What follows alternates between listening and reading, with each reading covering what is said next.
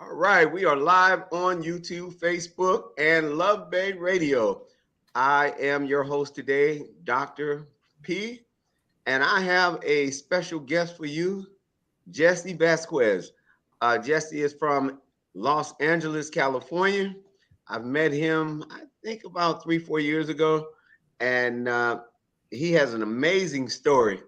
A lot of times, you hear people talk about there's no rehabilitation, and once a person is one way that they can never change, but that is not his testimony. He's a very productive guy.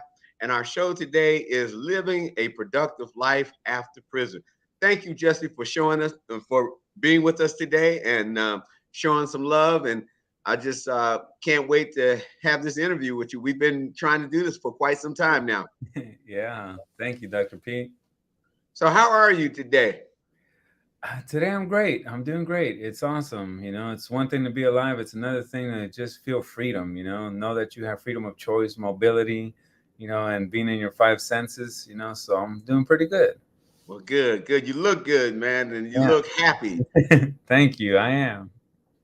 So why don't you just share with the guests a little bit about who you are and what you do? So yeah, as you mentioned, my name's Jesse Vasquez, and that'll never change. I won't go by nothing else but that. You can call me Jesse for short, though. And currently, I'm the executive director for the Friends of San Quentin News, the umbrella organization that supports all the incarcerated-run media programs at San Quentin State Prison here in California. And you started. Well, let's talk about how we met. Do you remember or you recall the time when we first met in San Quentin? Yeah, so I think they brought you into the media center to help out, with some of the guys in the newspaper. You were working on the project, on the documentary about men and being fathers, in prison and the necessity for a father. And I remember you stuck around, as a volunteer, came in every Tuesday faithfully, even in the rain when you came in with no raincoat, so I do remember that. I remember, we connected because we're both bald, so it was like, all right, instant kinship, So yeah, it was that was back in 2000, I think 18, early Yep, 2018. you got a good memory. Yes, sir. And so tell me, how did you get to San Quentin? Well, I mean, my journey to San Quentin was a long journey, and it started off as a adolescent. I went into the carceral system when I was 17 was my last conviction, when I caught multiple life sentences. I committed my life crime and drive-by shooting, just, out there causing mayhem in the streets and stuff, and ended up committing attempted murder, drive-by shooting, assault with a deadly weapon, and got a couple life sentences for that. Toured the prison systems from all the way 2000 all the way to 2017 till I got to San Quentin State Prison. And I got there primarily because I had read the San Quentin News, saw the programs that they offered, and felt that, like, this is a place where I need to be so that I can grow as an individual. And when I got there, I was just number one, I was shocked that the amount of programs that they had. And then I was just like intrigued by the amount of like warmth and stuff that you feel from the community. And it just didn't feel like prison anymore. So that's how I got into San Quentin. Absolutely. I remember meeting you, and I mean, just a short period of time that I met you, I just seen a tremendous growth. And I saw you even got elevated before you came out. You want to talk about that? Yeah. So I started off as a staff writer, and then, about 6, 7 months later, I became editor-in-chief of the San Quentin News. And then I think one of the main things that helped, with my petition for release was, the role that I played in the paper, the amount of work that I put in, the community service that we were providing. And that helped, I believe, tremendously in Governor Jerry Brown having grace on me and giving me a commutation and a second chance at life. Absolutely. Now, for the viewers, I know, but for the viewers, share with them what that means to write and San Quentin, because they don't even know what San Quentin News is. So could you kind of bring them up part Oh, what San that's Quentin News of is? course, of course. That's one of my passions. So San Quentin News is the only incarcerated-run media program in the country. It's a full-fledged newspaper, a newsroom, one of the most diverse newsrooms, I would dare say, in the country. We have every walk of life, every background, everybody that you can think of. We have a farm team, which is our journalism guild. It's our training program. And anybody can write for the paper. Anybody can submit stories, but to be on staff, you have to go through the training program. You have to pursue a higher education, and you have to have the right character to fit in the group.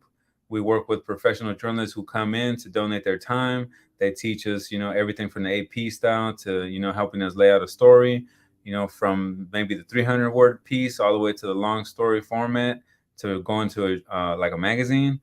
And we print currently 35,000 copies in the state of California. So it's a paper that informs all the incarcerated in California prisons about the possibilities of rehabilitation, the opportunities, when you reenter society, and all the resources that we try and highlight. So we cover everything from policy, administrative changes in the prison system, but mainly our thing is like, how do we promote hope and second chances by highlighting the opportunities that exist in spite of the condition that we're in. So Man, it's that's yeah. great. And I mean, you did a much better job than I could ever do. That's why I asked you to do it. And I mean, it's just amazing. 35,000 copies, and then you're branching out to so other prisons are actually reading what you guys write. Is that correct? Yeah, so like the breadth of San Quentin News doesn't just go to the 35,000 prisons. We're also in the tablets, the prisons that have tablets. And we have subscribers in 48 states outside of California who get individual copies. But the bulk of our shipment goes into California prisons. And what we're trying to promote into other institutions in other states is not just the San Quentin News as a newspaper. So there's power behind teaching men and women that are incarcerated how to read, write, and harness the power of their story. Wow. Being able to inform the narrative in our culture and our society is very important. It's vital to democracy. For instance, if you take the voice of a people out of the conversation, the national conversation, then you're saying that they're second-class citizens. You're not allowing them to speak. They're not allowed to participate in the democratic process. All these laws, policies, and things that impact them personally, they have no say in. That was the issue with felony disenfranchisement. So one of the things that we're trying to do is, we're not about narrative change. We're not trying to change nothing. We're trying to balance the twisted narratives that are out there about who's incarcerated. We're not going to trade one narrative for another one. We're not going to trade one lie for another lie. We're trying to balance, this warped perspective that people have about who's incarcerated, why they're incarcerated, and the fact that they're irredeemable. So in order to inform that narrative, we need to have a platform or a space. And in order for us to be able to utilize that platform and space, we have to be trained. So what we're doing is we've codified everything that we have in terms of the Journalism Guild curriculum for the writers. We have the film curriculum for the guys who produce video content and creative films. And then we're branching out into also incorporating some podcasting techniques and stuff so that when we do expand into other facilities in other states, our value proposition to them is like, look, number one, you'll have an informed demographic inside of the prison system. They'll understand the options that they have, the resources that are available, and you get to highlight the positive aspects of prison to society so that they can see the growth and the rehabilitation that takes place behind these closed walls that for so long it's like having an iron curtain. Man, Jesse, I'm so proud of you, man. I mean, really, I am, man. I love what God is doing in your life because it's a complete transformation. I don't know. Did you ever think you would be at this place where you are in life? No, I never even thought I was going to be free. I constantly tell people, right, that the reason why I live every day to the fullest of my ability and potential is because I never thought I would ever be free again. When they give you multiple life sentences, especially during the time that I came in, there's a lot of people that take for granted that the carceral system in California wasn't always rehabilitative. It didn't always offer opportunities for redemption. There was a time when we had governors like Governor Gray Davis talking about the only way a lifer is going to come home is in a pine box. Oh, you wow. know, and we had a lot of politicians who had that mindset all the way from Pete Wilson, Ronald Reagan, and everybody else who held the office before him. So then the only change that took place, right, that was a significant pivotal moment for California's prison system was Governor Jerry Brown coming back into office. Him Mm, coming back into office and him being not only at the end of his career, but having been awakened and like having the insight of like, you know what, the system hasn't been working the way it was designed. We thought it was going to work one way. So he started implementing some very revolutionary progressive policies that were mm, more about redemption and restoration than they were about vengeance and punitiveness. And mm, because of that, man, we saw the drastic changes that led to like people like me having hope of redemption and the possibility of reentry. So for 16, 17 years, I had no hope until I started seeing lifers go home. mhm, mhm, And all of a sudden, it's like, wow, you know, like I can actually, you know, begin to think about like one day actually stepping outside, you know, into the real world. You know, I mm, mean, I wasn't prepared to die in prison, but I was content with where I was because I knew what I had done. I've mm, always been a big proponent of accountability, you mhm, know, so I was okay with my sentence. I wasn't blaming the white man. I wasn't mhm, blaming the systemic issues. I wasn't blaming, you know, all the societal factors or historical factors. I know that what led me to be incarcerated in the immediate sense was me pulling the trigger on a gun and hitting somebody 5 times. mhm, mhm. It wasn't like everything else that led up to it. Like Right. I don't want to make an excuse, but at the same time, like what led to me being here today, right, and me having this sense of like gratitude and like purpose was the fact that somebody looked at us and said, you know what, you guys deserve a second chance, and Mm. I'm gonna take that opportunity to give you that, and that was, you know, Governor Jerry Brown. Yeah, yeah. And I'm so glad he did that, man. Jerry Brown, man. I mean, like you said, and I'm glad that you spoke about the second time because a lot of people don't know that he had two terms. He was governor at one time, and then he did his time, and he came back Mhm. Yeah, and did it again. And when he came back and did it again, you were able to benefit from that. You know, yeah, I look at I look at you, I look at Bonnaroo, I look at Wayne and some of the other guys, man. I mean, it's just like, I know San Quentin does a great job because they have over 5,000 volunteers and, is a lot of rehabilitation. But when you talk about and really actually see firsthand what you all are doing and being in the staff meetings and hearing how you guys take leadership roles, and I mean, you take it serious, man. It's like a job every day and you're committed to it and you're not really getting paid, but you're still committed to the cause of mhm, really trying to do something productive. And I think that helps out in your life now that you release because you have set some standards uh, in which you are still doing outside. And it's not about being busy because anybody can be busy, but mhm. really be productive. That's the thing that I love about what you're doing because man, you and Bonnaroo, man, I mean, you guys hit the road running, man. I mean, you came out Yeah. and was like you've always been out.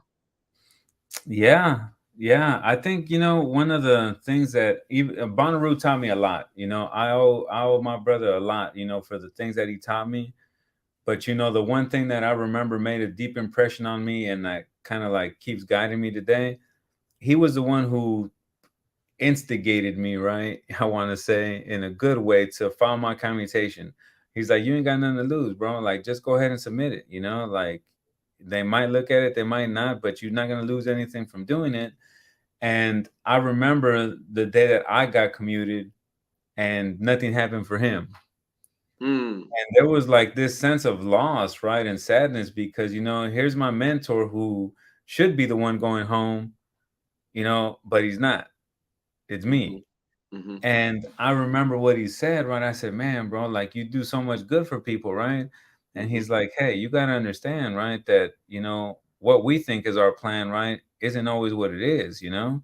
Like there's a bigger plan, you know? And I was put on this earth just to help people.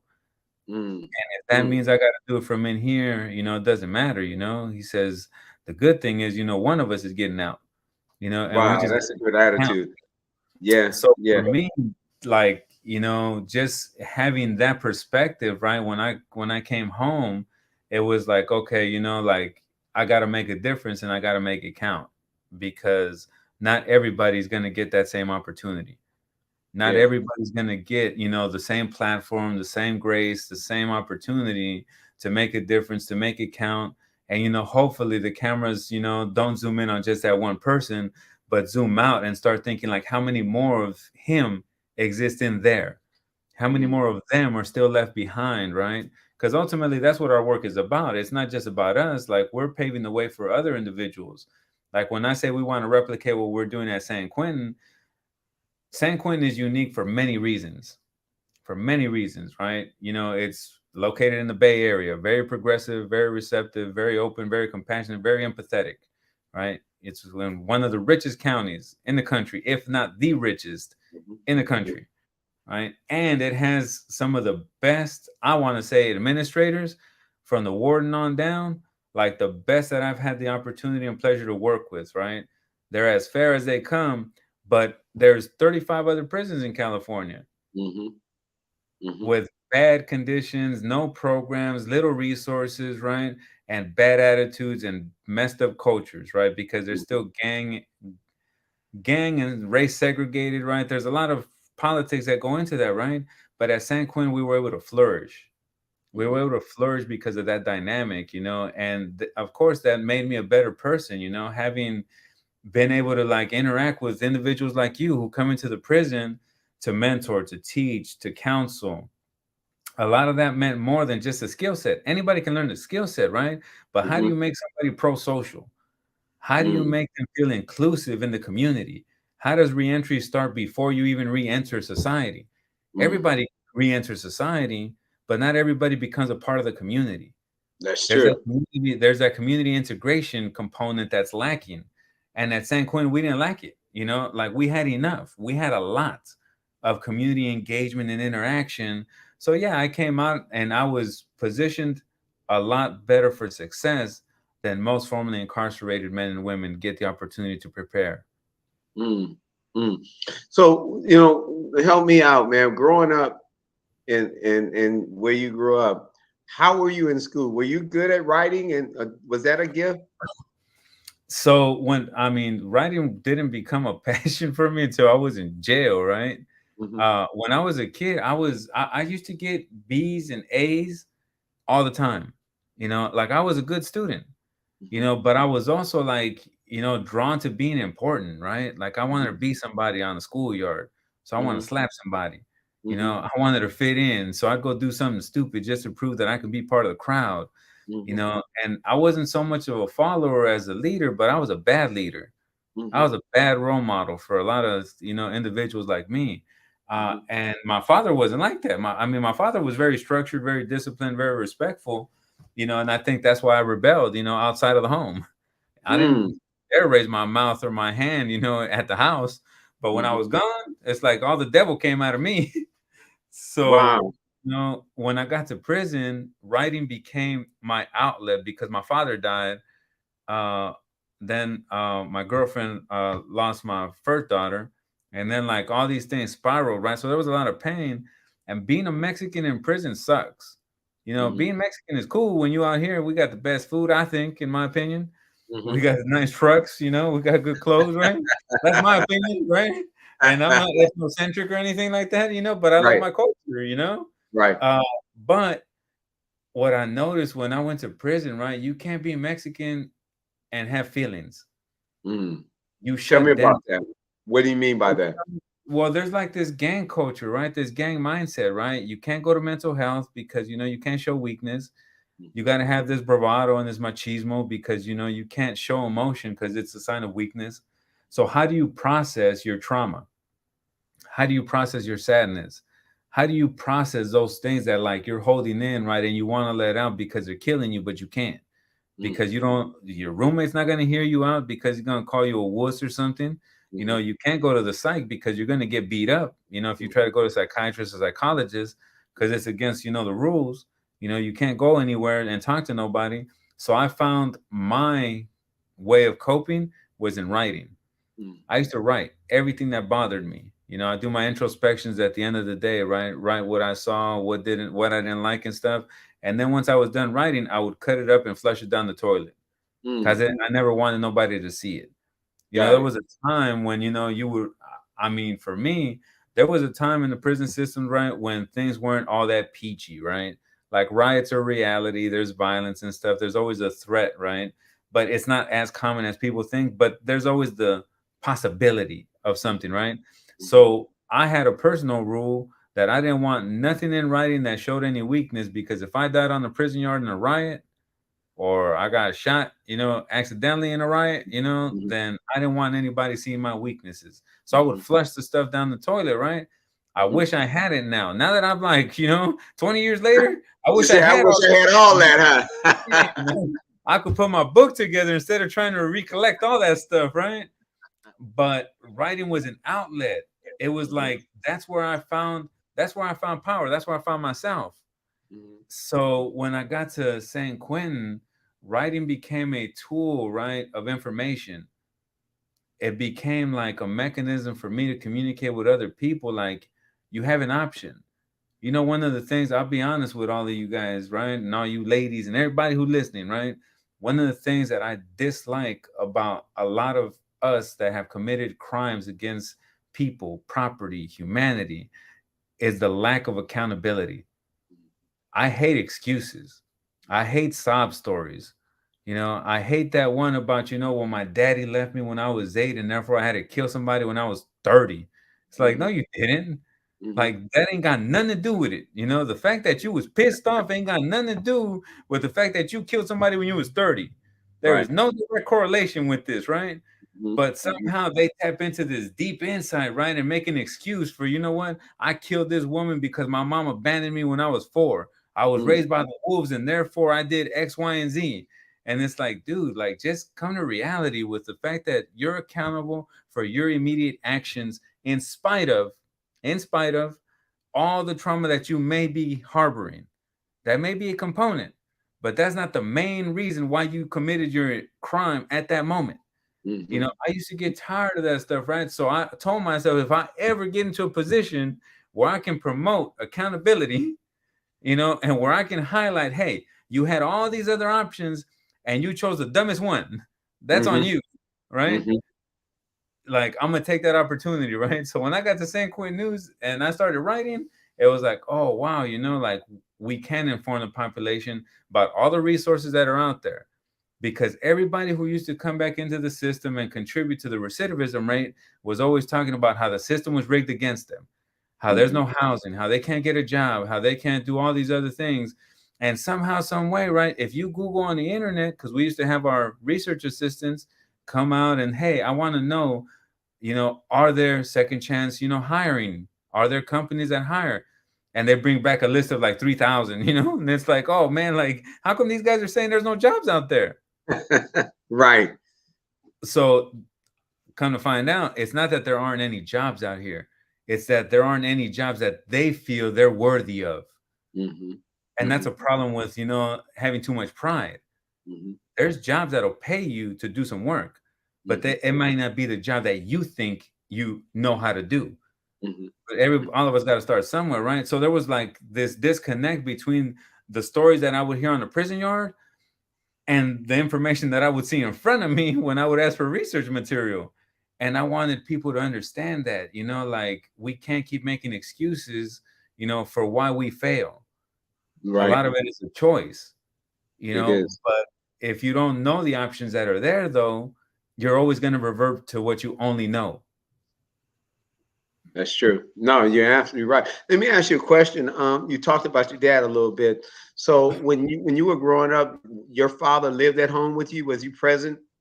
Oh yeah, yeah, he was present. I mean, he was always present. I think the only time that I can remember that he wasn't around, he ended up getting locked up when he was like, I think it was 94, 95 or something like that.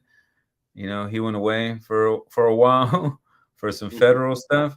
But Mhm. other than that, like he was always there. If it was always in his power to be there, he was always present. But my father was, going through his health issues. Mhm. So my father was present, emotionally present and stuff, right? We would always watch Disney movies on the weekends because he wanted us to have some values, you know. And then he used to take me to the Catholic church on Sundays, right? Just to like, have some semblance of faith for me, right? Taught me how to work on cars and stuff, right? So he was a good like role model. I think the one thing that, looking back, right, like all of us can criticize our parents for, like the flaws that they had as parents. And in retrospect, like we probably would have done the same thing if Mm, all we knew was what they knew, that's true. but now, we sit at the place of wisdom, and we think we're King Solomon now. We know it all. So, you know, looking back, I can say, my dad could have taught me a little bit more emotional intelligence. You Right. know, he could have, shown me how to teach, or how to be more affectionate, to my girlfriend, or how to be more respectful to my elders and stuff, right? Mhm. But it wasn't part of, like the culture. It was just like he stays in his own lane, right? Mm, He was by every definition for me, he was a great father, and a good man. mm, He could have mm, been a great man, mhm, but I just knew him as a great dad because I only mhm. saw him at home. I didn't see him as in career. I didn't see him at work, So I know he was a good man because, he sustained a roof over our head. He provided for the family, he protected the family, did everything he could, right? So I can attest to like everything in his life. But I know he Mhm. was a great father, drive me to school when it was raining. So that was good enough for me. Right. I Right. set the bar low, just drive me to school when it's raining. But let me ask you, growing up, did your friends have fathers? I had a couple of friends who would hang out more at my house, Mm-hmm. because they didn't have fathers, Mm-hmm. and they thought my dad was the coolest dude on the block. It was just like my dad had the mustache, my dad had the tattoos, we had some weights in the patio, so they were like, "Oh man, he been to prison, huh?"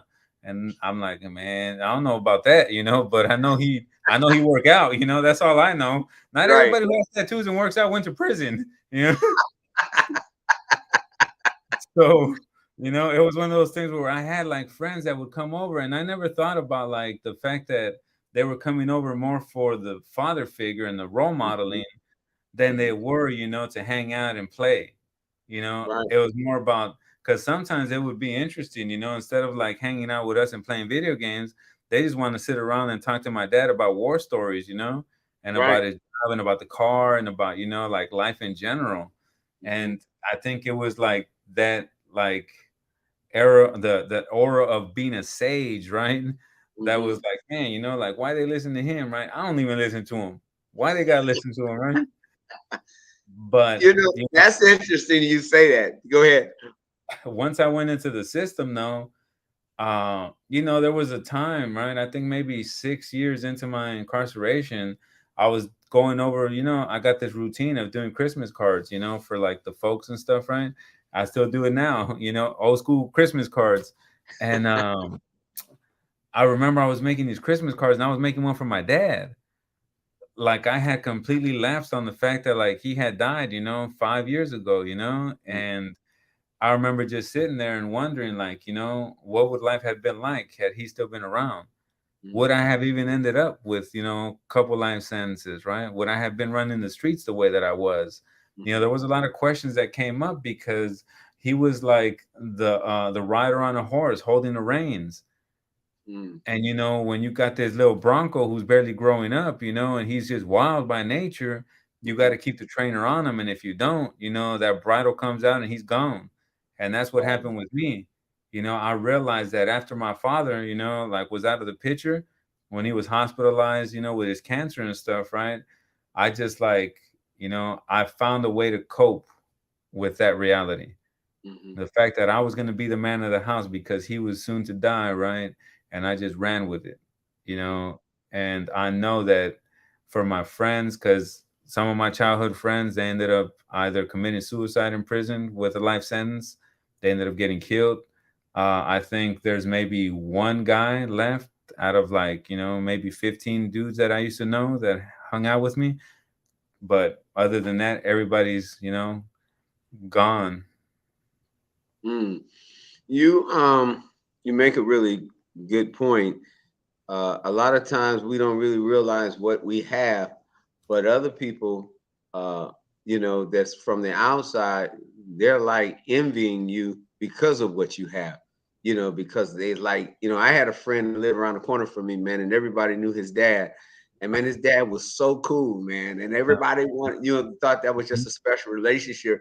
Mhm. Wherever they went, man, he took his son, and a lot of times I went along with him to the gym, go work out, go to the basketball court, and just really actually kind of envy that relationship, because even though I had a father, I didn't have that relationship like that with my father, you Right. know. And so, it's interesting.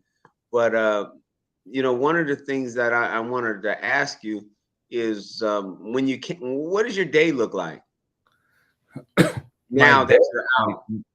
So like my day to day, I I mean it's changed significantly from when I first got out.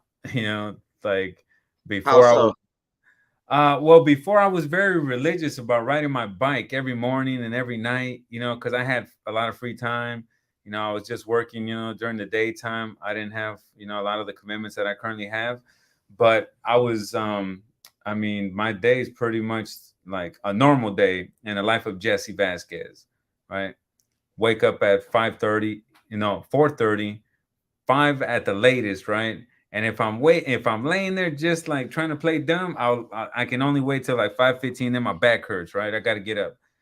I read, I write, answer emails, catch up on the day to day things, check any invoices, and then it's just like Zooms, networking, delivering food to people.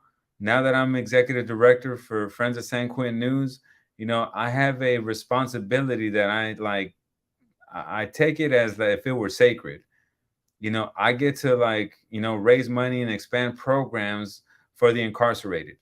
Like they literally directly get to receive the benefits, of multimedia training, journalism guild writing training, all that stuff, right? So I'm very passionate about that. And then the skill sets that I learn, right, throughout the day, I get to impart to other people. Like there's not one moment where I'm not on the phone with somebody or on a Zoom call with someone, showing them things that I've learned from business consultants that have taught me, from executives that have mentored me, and I'm passing that knowledge to other folks because none of us know our job the way we think we should know it.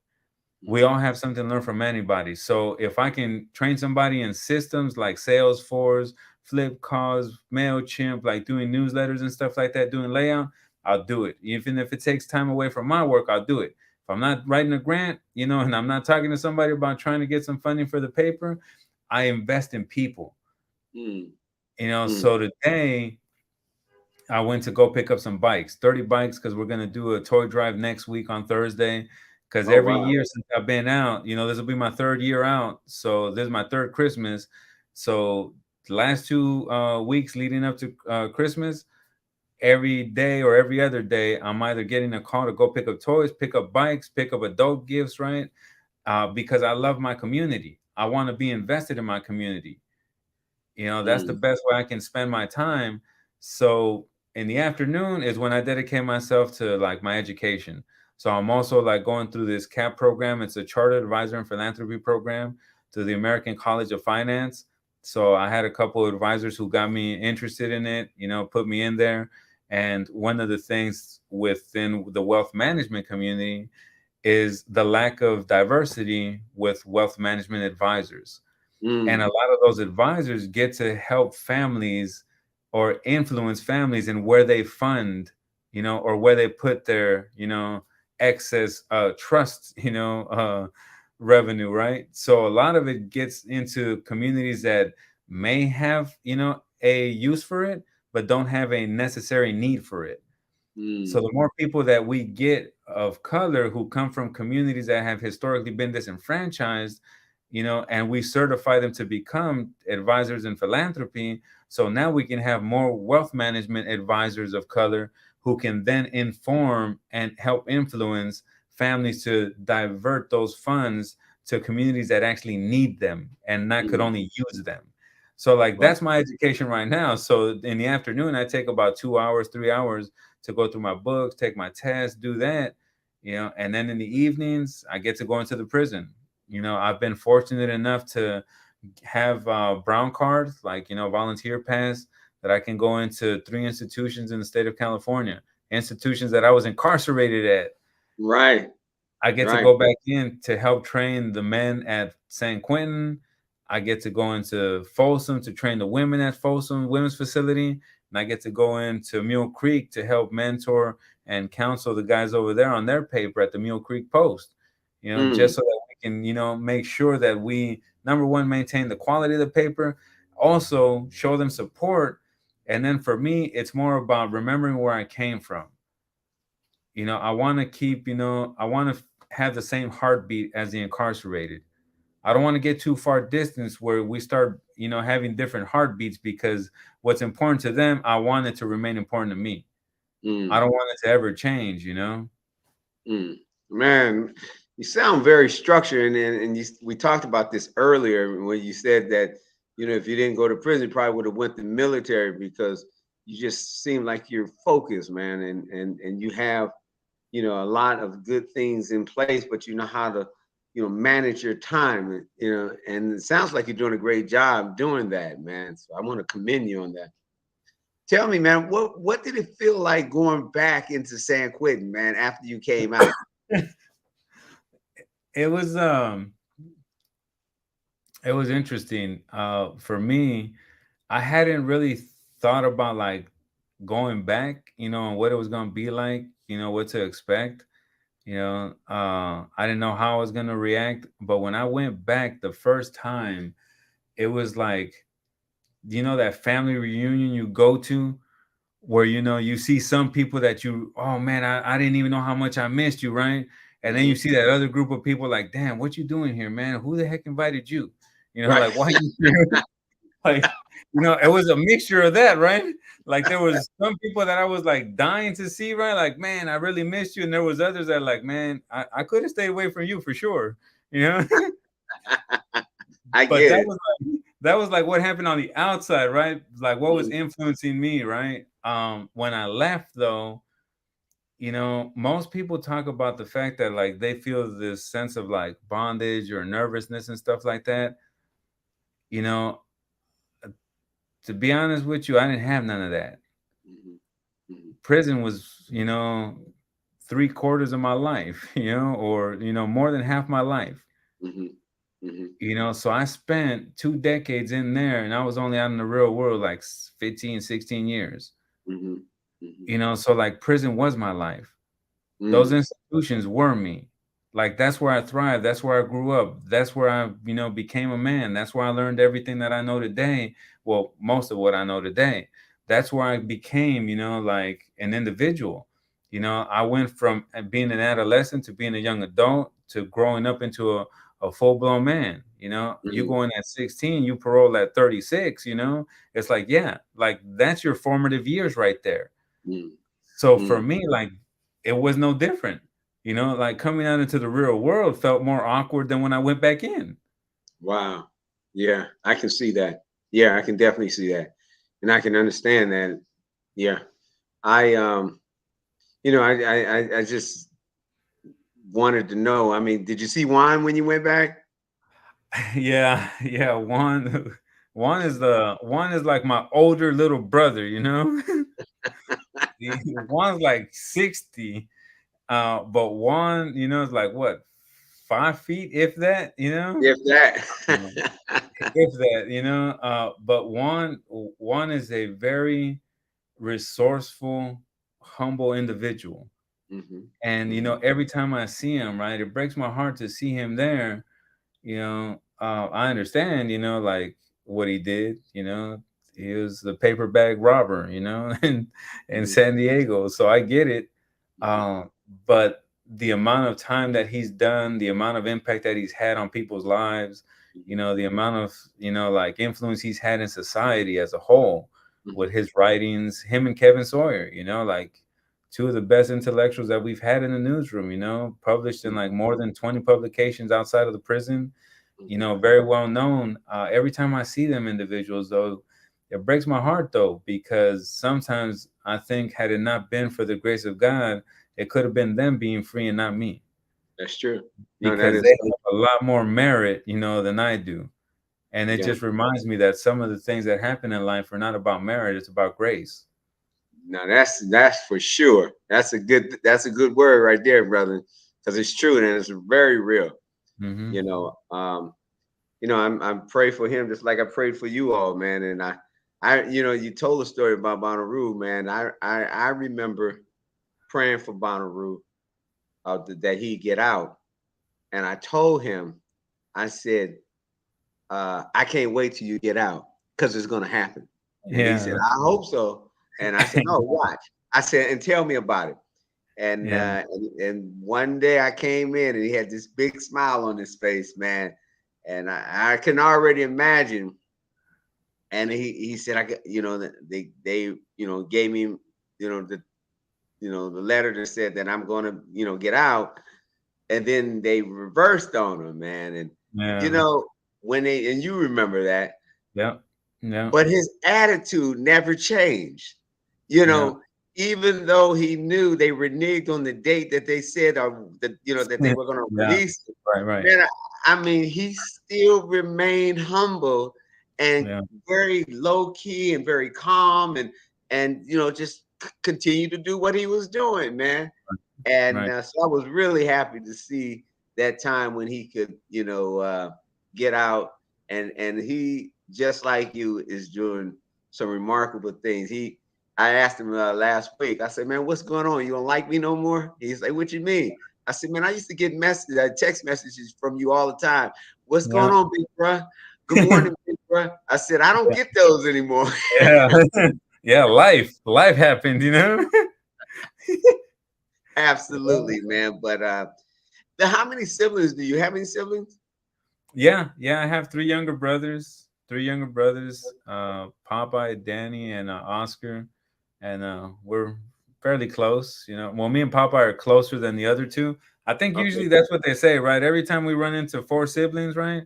They always say like the two older ones, you know, hang out together and the two younger ones hang out together. Especially there's like 2 or 3 year gaps there, right? Right. Yeah. So we're four boys.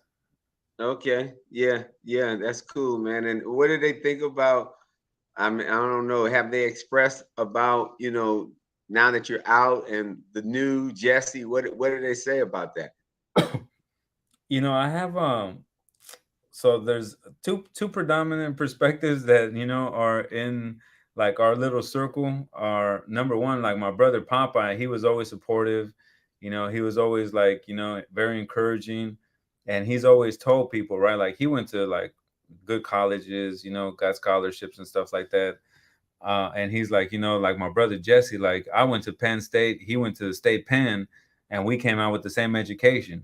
Mm-hmm. And you know, Mm-hmm. like he's doing a whole lot better than I thought he would, just because of the education that he got while he was in, right? So he's always been very supportive, right? And he's constantly writing and texting and calling me now, right? My other brother though, right, like Oscar, you know, we're cool, but Danny is the opposite of Popeye.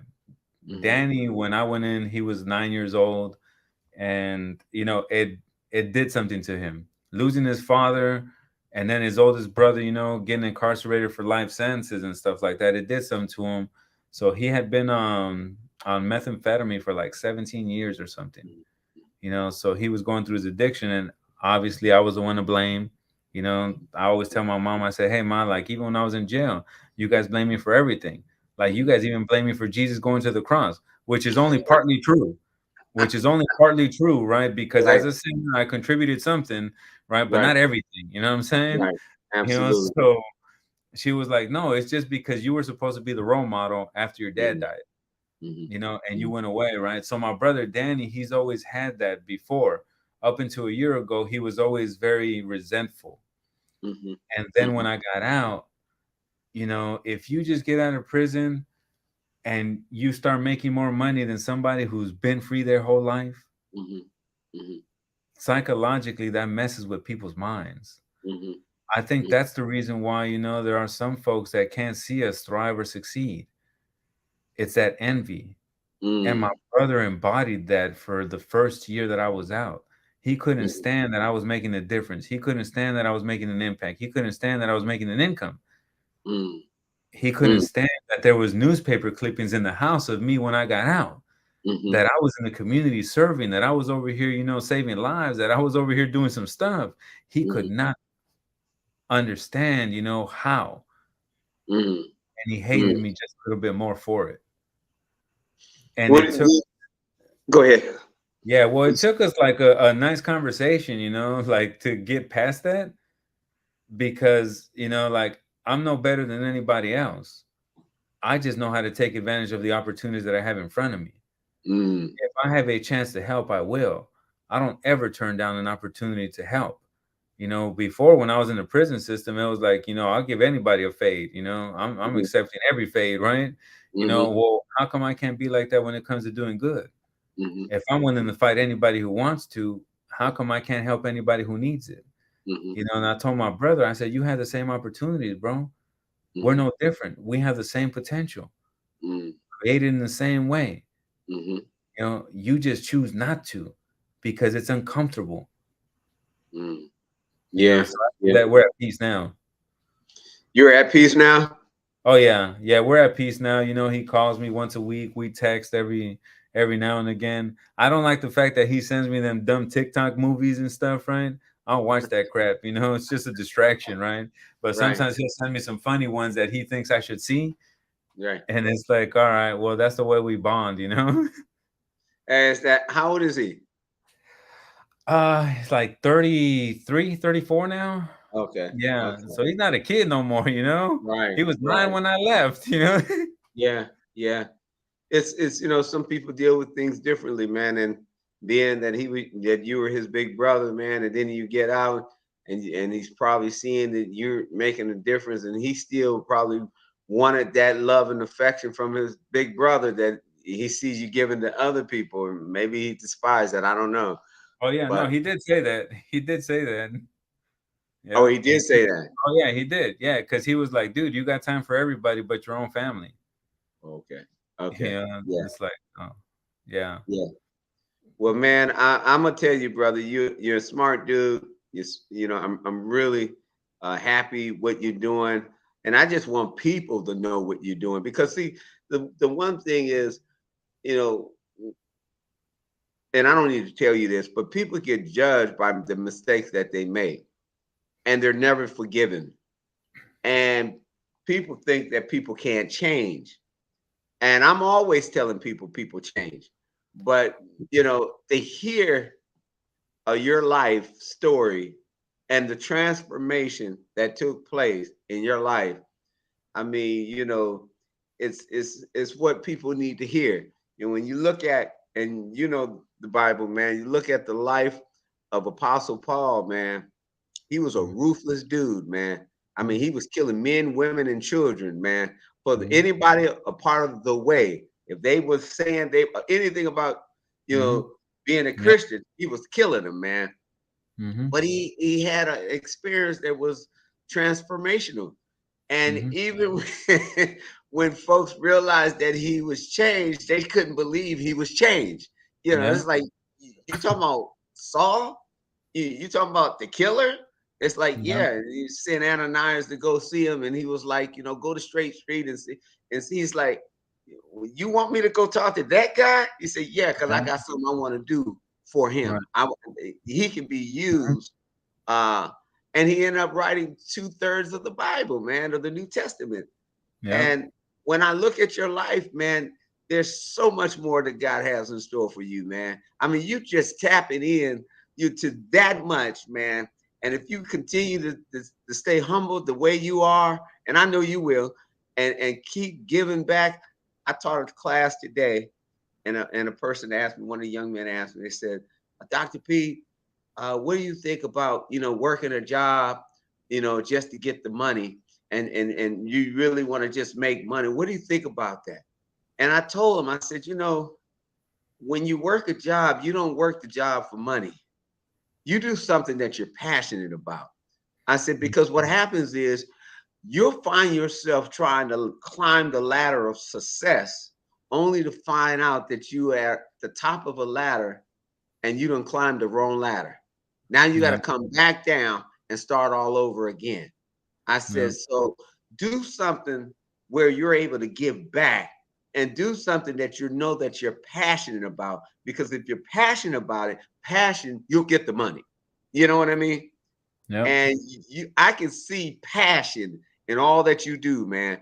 I mean, anybody can see it, man. That you are about change. You're about really actually telling your story, but now you're going back to get them and pull them up to where you are, rather than just say, "I got mine, you get yours." You know what I mean? Yeah, for sure. For sure. Yeah. No, I definitely believe that. Tell us about, we got about 10 minutes, man. The show went really fast as always. You and I talked about something off screen, and I told you I wanted you to share that, because a lot of people uh, talk about success for recidivism, just the fact that they didn't go back to prison. Kind of share that story, what you share with me. Yeah. So when I first, well, let me backtrack a little bit of why I pay attention to statistics and numbers, right? When I first got out, I worked with a reentry program for our Solus distribution here in the East Bay.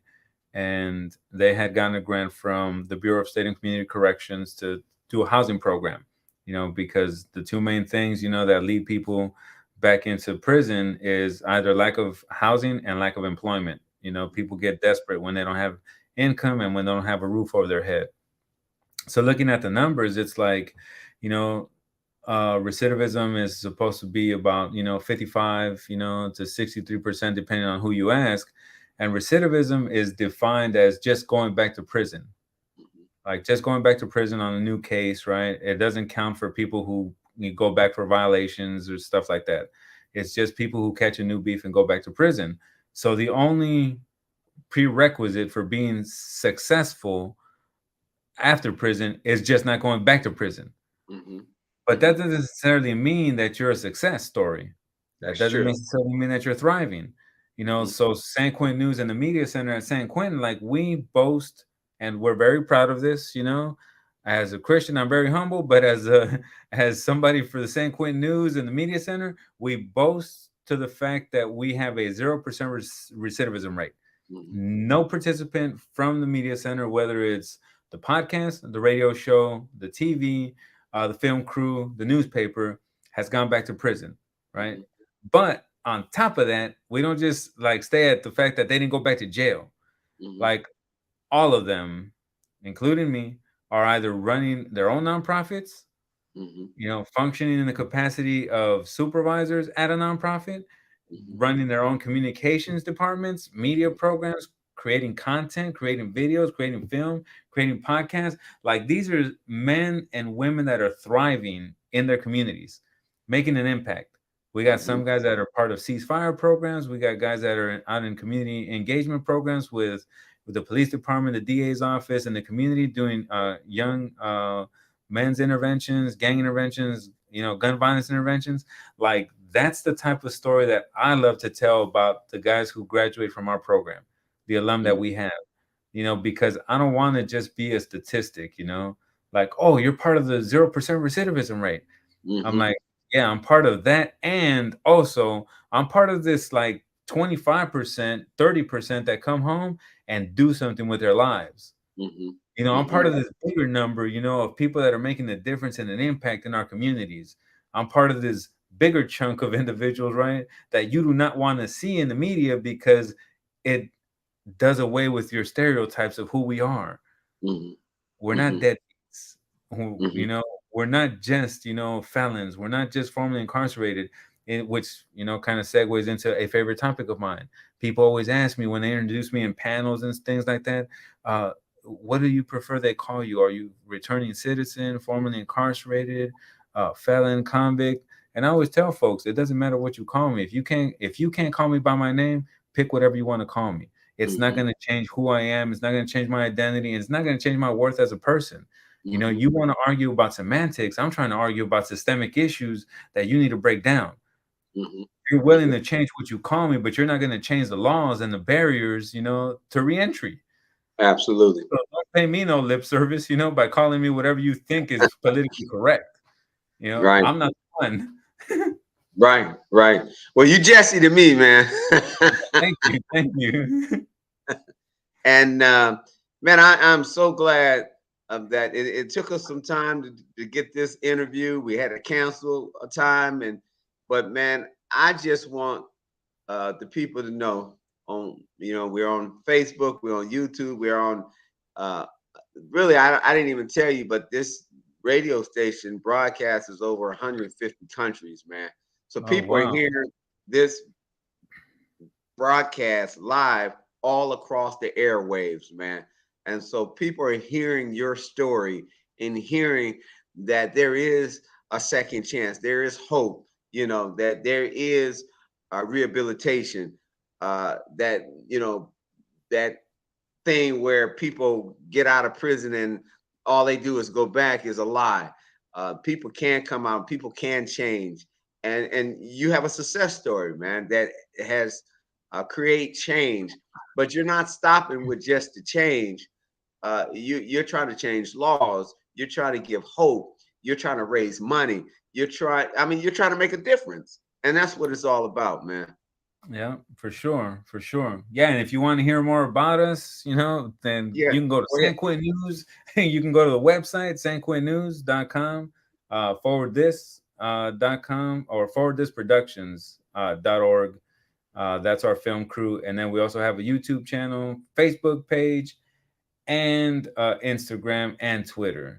So there are plenty more other success stories that you can probably interview too, once you tap into them. But yeah, there's a lot of men and Tell them your women. YouTube page. Again, so you said we have a YouTube page, but tell them how to get to your YouTube page. Yeah, so YouTube page. So we have two YouTube channels. One is San Quentin News .com, and then the other one is Forward This Productions. And is there a way that anything else about what you do that they can read up on or see more about what Jesse's doing? I know Yeah, you don't so like to promote yourself, but I'm promoting you, man. yeah, thank you. I appreciate it. So we do have a website for Friends of San Quentin News. It's the website that I use, to generate support, whether it's volunteers, donations, anybody wants to, send us a comment and stuff like that. The reason why I'm not promoting it as big is we're going through a rebranding right now that we're going to unveil in the first quarter of the year. So that website specifically, Friends of San Quentin News, we're going to shift it over to something else.